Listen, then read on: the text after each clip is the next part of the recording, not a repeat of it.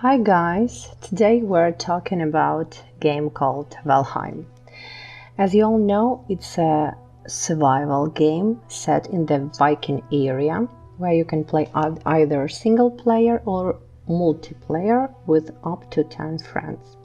In Valheim, the game will have you exploring, crafting, building and fighting to survive in a world that's full of goblins, skeletons and oozes who want you dead. Most third-person survival games are extremely open-ended, and while Valheim will let you go anywhere you want, it's extremely difficult to survive in later locations without gear, and it's decisively progression-gated. Valheim sounds like any other survival game on the surface, but once you dive into it and go a bit deeper, you'll see that it's unlike anything else on the market. Your character will be flown to the starting area, and there you will meet the bird Huggy, who will act as your guide through the world. The story follows you, a Viking warrior who is dropped into the realm of Valheim by a Valkyria. Valheim is the 10th realm of Norse mythology in which all the terrible creatures live, and even the gods are terrified of it.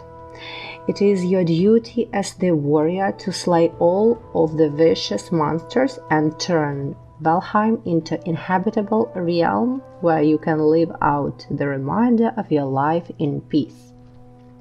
Your main long-term goal is to progress through and kill each of the bosses. Each boss that you kill puts you into a new era, starting with the Stone Age and moving forward into the Bronze and Iron Age. Throughout your journey, you take small steps to get you to where you need to be to fight each of these bosses and beat the game. The progression is super unique for a survival game, and that's the first thing that makes it so awesome. When you first start in Valheim, survival is very similar to most survival games.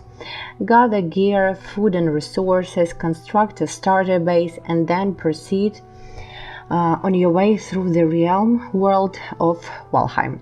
But as you progress, defeat bosses and proceed to harder areas of the game.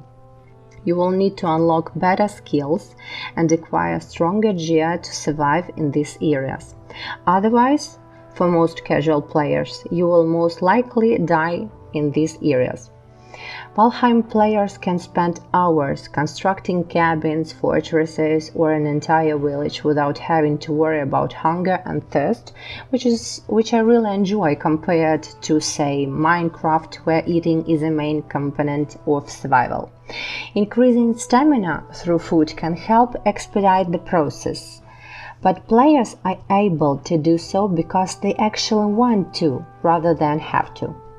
The biomes in the game are tiered, with some regions being harder than others and requiring you to get geared up before you adventure into them.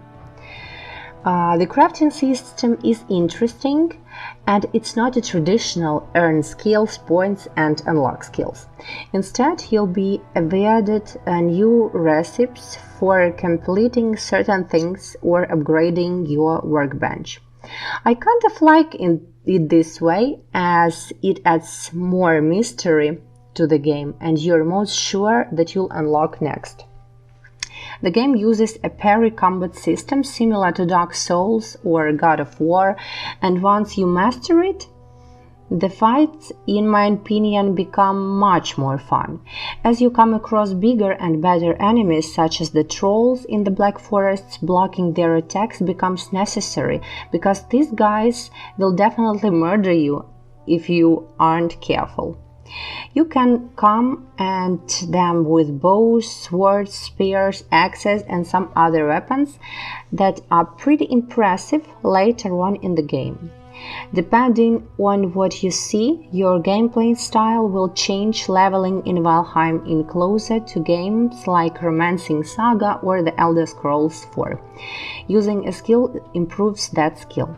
Want to increase your blocking skill? Strap on shield and let this thing swell on you. Want to level woodcutting? You'll need to equip an axe and chop until you drop.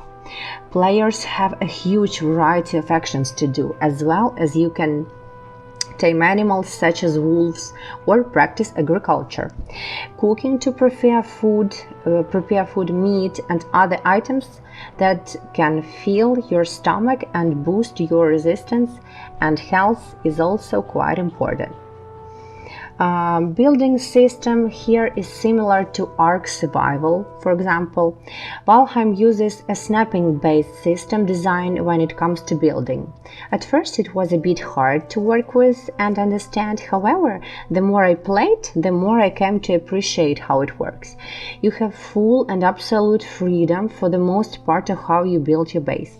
For a game that it's completely sandbox like Minecraft or Terraria, with blocks that can be mined infinitely and in any other, there is still a lot that you can do if you become creative enough.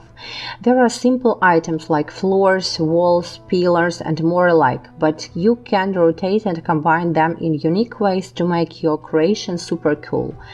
All base building works of a stability system where if you don't have a solid foundation, everything can start to fall and your house can collapse. That is important to focus on the quality of your buildings.